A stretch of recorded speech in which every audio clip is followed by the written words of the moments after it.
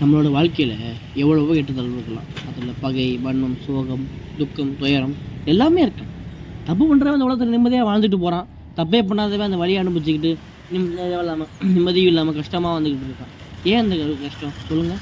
இந்த காலத்து இளைஞர்களுக்கும் சரி, இல்லை எல்லாருக்குமே சரி, எல்லாருக்கும் பெரிய பிரச்சனைகள் இருக்கலாம், எல்லாமே இருக்கலாம். ஏன் அது அது என்ன பிரச்சனை அப்படி? ஒருத்தர் தப்பு பண்ணுறான்னா அதை அடுத்தவனுக்கு மாற்றி அவங்க தண்டனை நினச்சிக்கிட்டு இருக்கான். படிப்பும் சரி, இல்லை வேலைக்கு போகிற இடத்துலையும் சரி, எல்லாமே பிரச்சனைகளாக இருக்குது. நிம்மதியாக இருக்கணும், வாழ்க்கையை ஸ்டார்ட் பண்ணணும்னு பார்த்தா எதுவுமே இல்லாமல் ஒரு கஷ்டத்தில் வாழ்ந்துக்கிட்டு இருக்கோம்.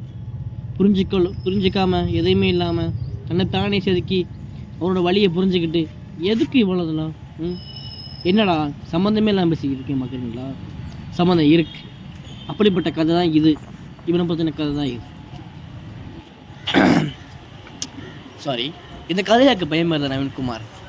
இவனுக்குள்ள இருக்க வலி, சோகம், துயரம் எல்லாமே இதில் இருக்குது. இவனை பற்றி நான் ஏன் சொல்கிறேன்னா, ஏன்னா இந்த படத்தோட ஹீரோவே நான் தான்.